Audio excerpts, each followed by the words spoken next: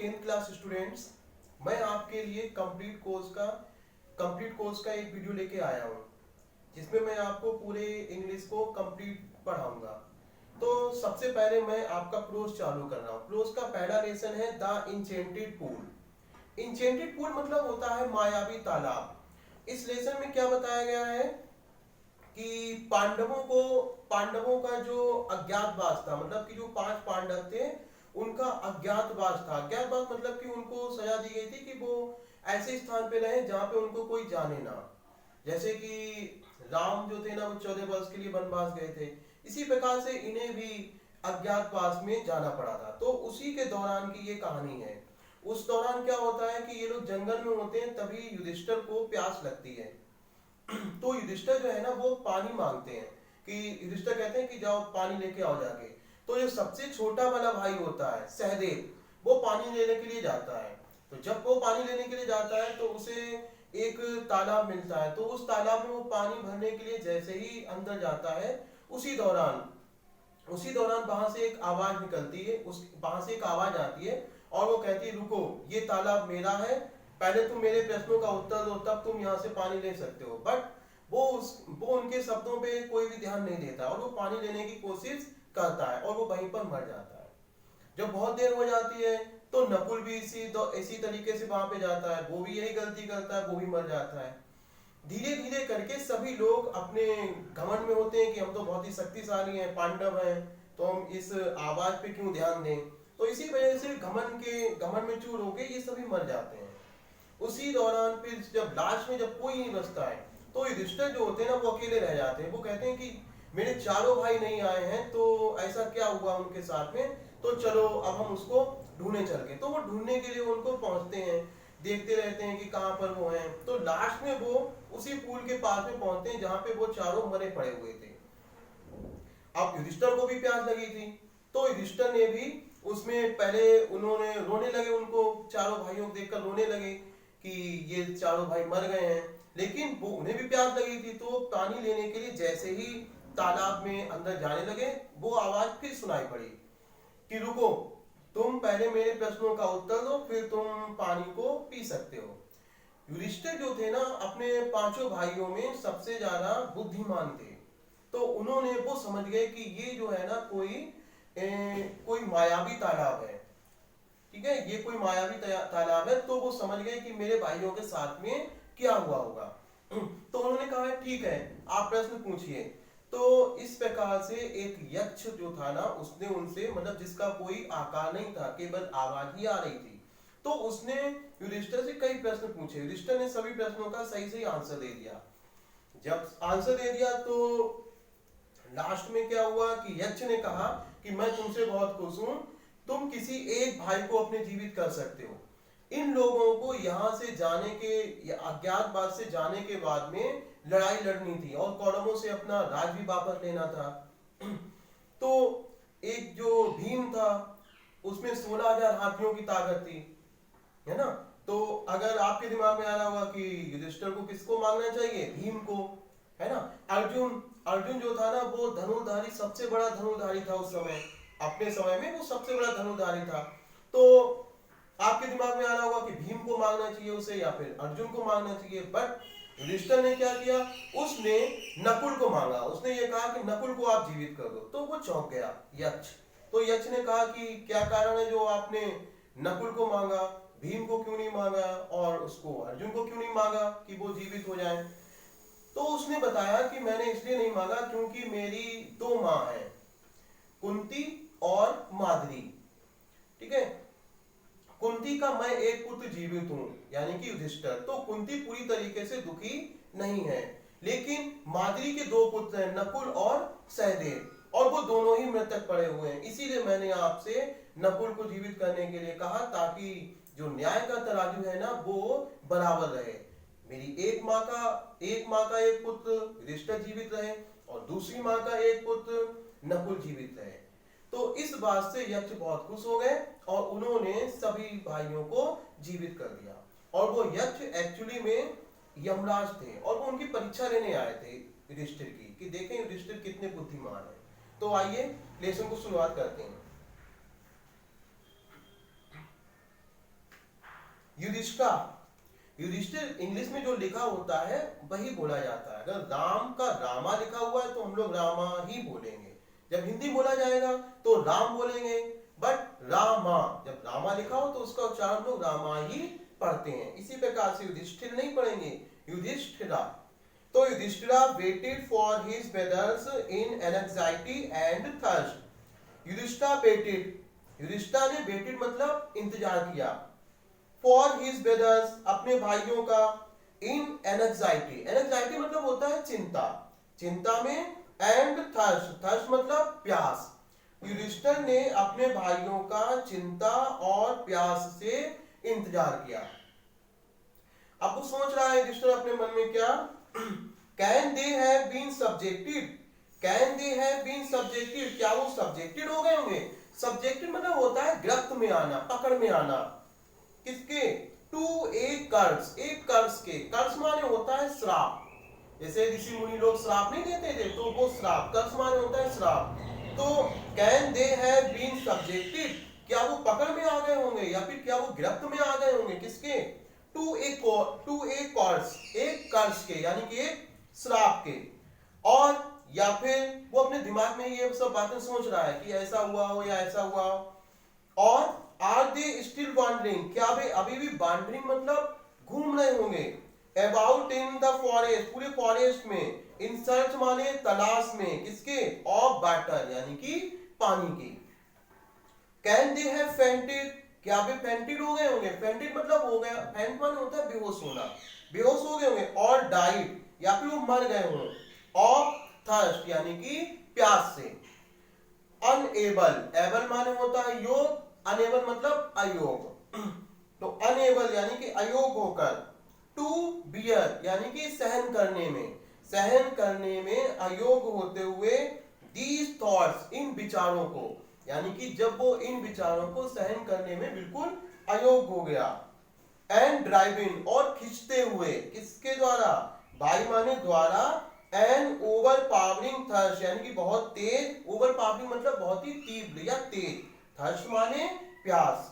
तो जब वो अनेबल होते हुए इन विचारों से और खिंचते हुए तेज प्यास से, क्या किया उसने, ही गेव अप, उसने गिव अप कर दिया। एक वर्ड होता है गिव अप, गिव अप माने होता है हिम्मत हारना, छोड़ देना, दोनों मीनिंग होते हैं, हिम्मत हारना भी होता है और छोड़ देना भी होता है। तो यहाँ पे इसके मतलब हो जाएगा छोड़ देना। तो ही गेव अप, उसने छोड़ दिया, पास्ट टेंस डेफिनिट में है, ही गेव अप, उसने छोड़ दिया, वेटिंग यानी कि इंतजार करना, एंड स्टार्टेड और उसने शुरू कर दिया, स्टार्टेड आउट यानी कि शुरू कर दिया, टू लुक फॉर मतलब देखना, किसको, हिज ब्रदर्स अपने भाइयों को, एंड द पूल और पूल को यानी कि तालाब को, होपिंग आशा करते हुए, that he might find them कि वो उनको पा लेगा, आशा कर, होप माने आशा करते हुए, दैट माने कि ही माइट फाइंड देम कि वो उनको पा सकता है। आगे अगला paragraph, Yudhishthira proceeded, Yudhishthira proceeded, Yudhishthira proceeded मतलब आगे बढ़ा, इन द डायरेक्शन दिशा में, हिज ब्रदर्स हैड टेकन, उसके भाइयों ने, टेकन माने ली थी, भाई जिस दिशा में उनके भाई गए थे उसी दिशा में वो उसी दिशा को उसने भी लिया, कहने मतलब है कि उसी दिशा में वो भी चल दिया। एंड केप्ट ऑन वॉकिंग, और केप्ट ऑन माने जारी रखा, वॉकिंग मतलब चलना, और उसने चलना जारी रखा, कैसे, कहां पर, थ्रो माने होकर, ट्रैक्ट माने होता है मार्ग, तो उसने जारी रख, उसने चलना, कीप एक वर्ड होता है कीप ऑन, केप्ट ऑन यानी कि जारी रखना, जैसे कंटिन्यू होता है ऐसे कीप ऑन भी जारी रखना। तो एंड केप्ट ऑन और उसने जारी रखा, वॉकिंग मतलब चलना, थ्रो माने होकर, किससे होकर, ट्रैक्ट माने होता है रास्ते यानी कि मार्गों से, फुल माने भरे हुए, कौन से मार्गों से उसने चालू रखा चलना, फुल माने जो भरे हुए थे, किससे, ऑफ वाइल्ड बियर यानी कि जंगली भालू, एंड स्पॉटेड डियर और धब्बेदार जो डियर यानी कि हिरणों से, एंड बिग फॉरेस्ट बर्ड, और बिग माने बड़े, फॉरेस्ट यानी कि जंगली, बर्ड्स माने पक्षियों से। टिल माने तक, यानी कब तक उसने चलना जारी रखा, टिल माने तक, कब तक, जब तक कि वो he came upon a beautiful green meadow, जब तक कि ही केम यानी कि भाई आ नहीं गया, upon a beautiful green मीडो, upon माने पर, किस पर, ए ब्यूटीफुल यानी कि सुंदर, ग्रीन मीडो यानी कि हरे मीडो पर, मीडो माने होता है घास का मैदान, तो वो जब तक कि वो घास के मैदान पर नहीं आ गया, ग्रीन मैदान पे, तब तक वो उसने जारी रखा अपना चलना। आगे अगला पैराग्राफ, वो सॉरी उसके आगे अभी और है, अराउंड ए पूल, जो अराउंड माने चारों तरफ था, भाई जो मिडो था ना, वो जब तक वो उसने चलना जारी रखा, जब तक वो मिडो पे नहीं आ गया, जो कि अराउंड माने चारों तरफ था, किसके, ए पूल यानी कि तालाब के, और क्लीन वाटर यानी कि साफ पानी के, but what when he saw his brothers lying there like flagpoles, but माने लेकिन, when माने जब, ही माने उसने, सा माने देखा, लेकिन जब उसने देखा his brothers अपने भाइयों को, lie माने पड़े हुए, there यानी कि वहां पर, like flagpoles, like माने समान, किसके समान, फ्लैग पोल्स, फ्लैग पोल्स मतलब होता है जैसे फ्लैग में जो पोल लगाया था काफी लंबा होता है, यानी कि जो लकड़ी होती है ना खंबा, वो काफी लंबा होता है, तो फ्लैग पोल मतलब कि खंभों के जैसे। अनेबल मतलब इससे पहले भी आ चुका है, अनेबल मतलब अयोग होके, किसके अयोग होके, टू रिस्ट्रेन, रिस्ट्रेन मतलब होता है रोकना, रोकने में अयोग होकर, क्या चीज, हिज ग्रीफ अपने दुख को, अपने दुख को रोकने में अयोग्य होकर, ही लिफ्टेड हिज वॉइस, ही माने उसने, लिफ्टेड माने छोड़ी, हिज वॉइस अपनी आवाज, उसने अपनी वो सॉरी लिफ्टेड यानी कि उठाई, ही लिफ्टेड हिज वॉइस उसने अपनी आवाज उठाई, आवाज उठाई मतलब कि वह चिल्लाया, एंड वेप्ट और रोया, कौन, युधिष्ठिर। अगला paragraph, he touched the faces of Bhima and Arjuna, he touched उसने छुआ, the faces यानी कि चेहरे, किसके, of भीमा and अर्जुना, भीम के और अर्जुन के, as they lay so still and silent, as माने जो कि, they माने वे, ले माने लेटे हुए थे या पड़े हुए थे, so still and silent, so still and silent मतलब बहुत ही still मतलब शांत, still and silent मतलब कि बहुत ही चुपचाप और शांत, and mourned और उसने दुख प्रकट किया, was this to be the end, क्या यही अंत होना था, of all our boasts, हमारी सभी बोस्ट का, BOWS, बोस्ट माने होता है प्रतिज्ञाएं, जब इन लोगों का राज्य छिना था और जब द्रौपदी का चीरहरण हुआ था, तो उस समय सभी लोगों ने अपनी अपनी एक शपथ ली थी कि मैं ये बदला लूंगा, मैं ये करूंगा, मैं वो करूंगा, तो वो कह रहे हैं कि हम लोगों की प्रतिज्ञाओं का क्या यही अंत था। Just when our exile is about to end, just when माने जैसे ही, आवर एग्जाइल यानी कि हमारा एग्जाइल यानी कि वनवास, इज माने है, about to end, about to माने बाला है, बाली है या बाले हैं, ये मीनिंग निकलते हैं, तो वो कह रहे हैं कि जस्ट व्हेन माने जैसे ही, आवर एग्जाइल, EXILE, एग्जाइल माने होता है वनवास, इससे वनवास नहीं होता है जब राम गए थे वनवास, तो उसी तरीके वनवास को एग्जाइल बोला जाता है, तो जस्ट व्हेन माने जैसे ही, आवर एग्जाइल यानी कि हमारा वनवास, इज माने है, अबाउट टू एंड यानी कि खत्म होने वाला, you have been taken away, तुम टेकन अवे मतलब चले गए हो, इवन द गॉड्स और गॉड जो है ना, हैव फॉरसेकन, उसने फॉरसेकन मतलब छोड़ दिया है, फॉरसेकन माने होता है छोड़ देना, फॉरसेकन मी मुझे छोड़ दिया है, कहां पर, इन माई मिसफॉर्चून, मेरे मिसफॉर्चून में, मिसफॉर्चून मतलब मेरे दुर्भाग्य में, और मेरे दुर्भाग्य में छोड़ दिया है मुझको। अगला, एज ही लुक्ड जैसे ही उसने देखा, at their mighty limb, at their mighty limb उनके माइटी लिम्स को, माइटी मतलब होता है शक्तिशाली, और लिम्स मतलब होता है द पार्ट्स ऑफ बॉडी यानी कि शरीर के अंग, तो जैसे ही उसने उनके शरीर के शक्तिशाली अंगों को देखा, नाउ सो हेल्पलेस, नाउ माने अब, सो हेल्पलेस, यानी बहुत ज्यादा जो हेल्पलेस थे, यानी कि वो असहाय थे। ही सैडली बंडर्ड, उसने सैडली मतलब दुख पूर्वक, बंडर्ड मतलब आश्चर्य किया। क्या आश्चर्य किया? who could have been powerful enough, who माने कौन, who could have been powerful, कौन पावरफुल हो सकता है? पावरफुल मतलब शक्तिशाली, enough मतलब पर्याप्त। तो कौन इतना पर्याप्त शक्तिशाली हो सकता है टू किल देम, उनको मारने के लिए, क्योंकि वो पांचों पांडव बहुत शक्तिशाली थे और जो चारों जो मर चुके हैं वो भी बहुत शक्तिशाली थे।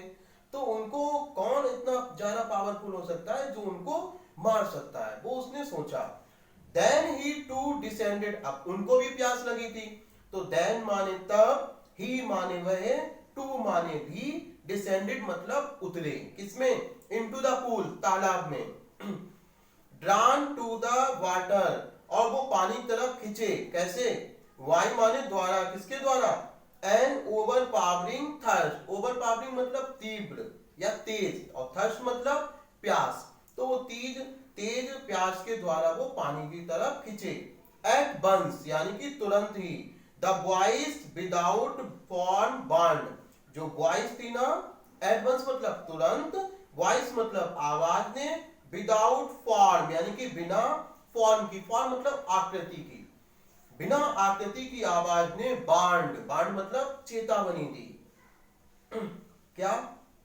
योर ब्रदर्स डाइड, यानी कि तुम्हारे भाई जो है ना वो मर गए। बिकॉज क्योंकि, दे डिड नॉट हीड, क्योंकि उन्होंने हीड नहीं किया। हीड मतलब होता है ध्यान देना, यानी कि take attention. Because they did not heed, क्योंकि उन्होंने ध्यान नहीं दिया था, किस पे? माई वर्ड्स, यानी कि मेरे शब्दों पे। They tried to drink water, उन्होंने कोशिश की थी, टू ड्रिंक वाटर पानी पीने की, विदाउट आंसरिंग बिना उत्तर दिए, माई क्वेश्चंस यानी कि मेरे प्रश्नों का। Do not follow them, do not imperative का निगेटिव सेंटेंस है। डू नॉट माने मत, फॉलो मतलब अनुसरण करना, देम माने उन्हें, तो उनका अनुसरण मत करो। Answer my question first, answer, ये इंपेरेटिव सेंटेंस है, इंपेरेटिव का सिंपल सेंटेंस है। आंसर माई क्वेश्चन यानी कि मेरे प्रश्न का उत्तर दो। एंड देन, और तब, एंड देन तब, यू कैन क्वेंच, तो तुम क्वेंच कर सकते हो, क्वेंच माने बुझा सकते हो, योर थर्स्ट अपनी प्यास को। This pool belongs to me, ये पूल जो है ना यानी तालाब, वो बिलोंग्स माने संबंधित है, टू मी मुझसे।